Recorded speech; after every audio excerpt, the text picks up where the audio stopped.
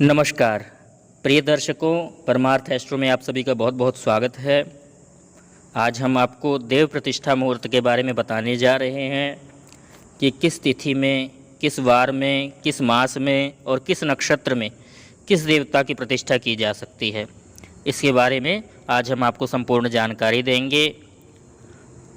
आप चैनल पर नए हो तो चैनल को ज़रूर सब्सक्राइब कर लें, बेल आइकन की घंटी को आप दबा लें ताकि हम कोई भी वीडियो डालें तो उसकी ताज़ा नोटिफिकेशन आपके पास आती रहे। तो चलिए वीडियो आरंभ करते हैं। तो सर्वप्रथम हम भगवान विष्णु की प्रतिष्ठा के बारे में जानते हैं कि भगवान विष्णु की प्रतिष्ठा किस मास में, किस दिन और किस नक्षत्र में करनी चाहिए और किस तिथि में करनी चाहिए। तो आइए इस बारे में जानते हैं। तो भगवान विष्णु की प्रतिष्ठा के बारे में सबसे पहले हम जानें तो सबसे पहले मास की बात करते हैं। तो चैत्र, वैशाख, ज्येष्ठ, श्रावण, आश्विन, फाल्गुन, इन मासों में भगवान विष्णु की प्रतिष्ठा की जा सकती है।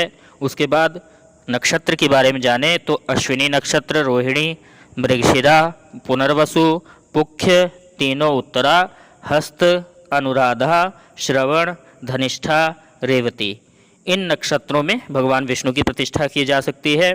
उसके बाद वार के बारे में जानें तो बुधवार और गुरुवार, ये 2 दिन शुभ माने गए हैं विष्णु प्रतिष्ठा के लिए।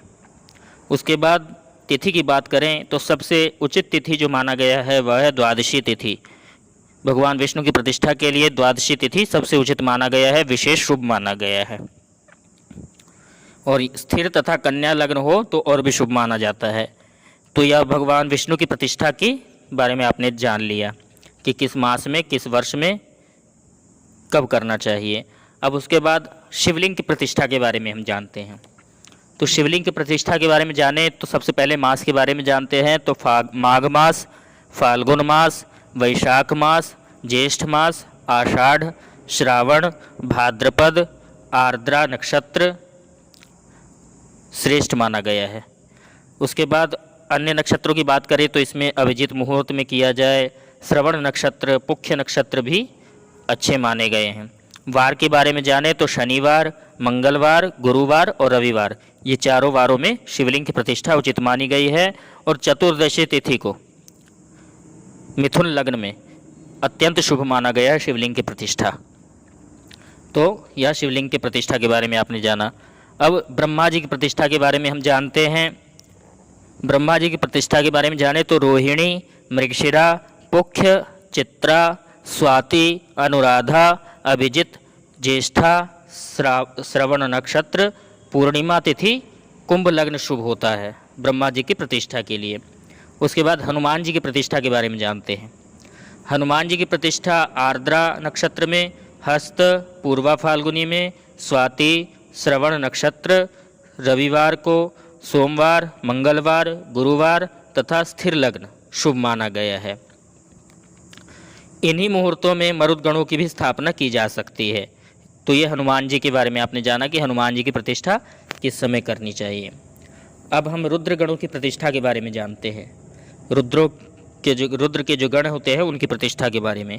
उनके लिए जो है आर्द्रा नक्षत्र, मूल नक्षत्र, रेवती नक्षत्र, रविवार, शनिवार, शुक्रवार, मिथुन और वृश्चिक लग्न में शुभ माना गया है। इन्हीं तिथियों, इन्हीं नक्षत्रों में, इन्हीं वारों में लोकपालों की भी प्रतिष्ठा की जा सकती है। लोकपालों की प्रतिष्ठा के लिए बुधवार को कन्या लग्न में शुभ माना गया है। अब पितरों की प्रतिष्ठा के लिए बताएं। पितृगण की प्रतिष्ठा के लिए तो मघा नक्षत्र, रोहिणी नक्षत्र, मृगशिरा नक्षत्र, श्रवण नक्षत्र, ये नक्षत्र शुभ माने गए हैं। रविवार, सोमवार, गुरुवार ये अच्छे माने गए हैं। रिक्ता तिथियों को छोड़कर शेष तिथियों में कर लेनी चाहिए, रिक्ता तिथियों में नहीं करनी चाहिए। और वृश्चिक लग्न को छोड़कर स्थिर लग्नों में पितृगणों की प्रतिष्ठा करनी चाहिए, ये शुभ माने गए हैं। अब बाकी जो अन्य देवी गण बचे गए हैं, देवी देवता जितने भी बचे हैं, उनके लिए आप जाने तो फाल्गुन, वैशाख, ज्येष्ठ मासों में उचित माना गया है। इनकी प्रतिष्ठा दक्षिणायन में भी की जा सकती है। द्वितीया, तृतीया, पंचमी, सप्तमी, दशमी, त्रयोदशी और अमावस्या, इन तिथियों में शुभ माना गया है। सोमवार को, बुधवार को, गुरुवार को, शुक्रवार, अश्विनी नक्षत्र, रोहिणी, मृगशिरा, तीनों उत्तरा, पुनर्वसु, पुख्य, हस्त, चित्रा, स्वाति, अनुराधा, श्रवण, धनिष्ठा, शतभिषा, रेवती, इन नक्षत्रों में अन्य सभी जितने भी बचे हैं देवी देवता उनके प्रतिष्ठा के लिए शुभ माना गया है। तो इस प्रकार आज आपने जाना कि किस देवता का प्रतिष्ठा का कौन सा समय उचित रहता है, किस लग्न में करना चाहिए, किस वार को, किस तिथि को और किस नक्षत्र में और किस मास में करना चाहिए। हमने आपको सभी देवताओं के प्राण प्रतिष्ठा का मुहूर्त बताया है। अब प्राण प्रतिष्ठा के मंत्र भी आपको हम बता देते हैं कि किस प्रकार हमें प्राण प्रतिष्ठा करना है। जैसे हम आपको उदाहरण के तौर पर भगवान शिव की प्रतिष्ठा के बारे में बताने जा रहे हैं। तो भगवान शिव की प्रतिष्ठा इन मंत्रों से किया जाता है। सबसे पहले हाथ में जल लेके विनियोग करेंगे। विनियोग इस प्रकार है। ओम अस्य श्री प्राण प्रतिष्ठा मंत्रस्य ब्रह्म विष्णु महेश्वरा ऋषयः ऋग्यजुः सामानिच्छन्दांसि क्रियामय वपुः प्राणाख्या देवता आंग बीजम ह्रीं शक्ति क्रौं कीलकम देवश्री चिंतामणि पार्थिवेश्वर, अथवा कोई जो भी आप शिवलिंग आपके पास हो उनका नाम बोलिए। प्राण प्रतिष्ठापने विनियोगः। उसके बाद पुष्प से जो मूर्ति है उसके ऊपर स्पर्श करेंगे इस प्रकार बोलते हुए। ओम ब्रह्म विष्णु रुद्र ऋषिभ्यो नमः शिरसि। ओम ऋग्यजुः सामच्छन्दोभ्यो नमः मुखे। ओम प्राणाख्य देवतायै नमः हृदि। ओम आंग बीजाय नमः गुह्ये। ओम ह्रीं शक्त्यै नमः पादयोः। ओम क्रौं कीलकाय नमः सर्वांगेषु। पुष्प को भगवान शिव पर छोड़ दें। उसके बाद अपने अंगूठे से, दाहिने हाथ के अंगूठे से भगवान शिव के ऊपर स्पर्श करते हुए इस प्रकार इन मंत्रों को पढ़ना है। ओम आंग ह्रीं क्रौं यं रं लं वं शं शं सं हं सः सोहं शिवस्य प्राणा इह प्राणाः। ओम आंग ह्रीं क्रौं यं रं लं वं शं शं सं हं सः सोहं शिवस्य जीव इह स्थितः। ओम आंग ह्रीं क्रौं यं रं लं वं शं सं हं सः सोहं शिवस्य सर्वेन्द्रियाणि वाङ्मनस्त्वक्चक्षुः श्रोत्रघ्राण जिह्वा पाणि पादपायूपस्थानि इहागत्य सुखम चिरम तिष्ठन्तु स्वाहा। उसके बाद हाथ में अक्षत ले ले बाएं हाथ में और 3 बार भगवान के शंकर के ऊपर यह मंत्र बोलते हुए छोड़ें।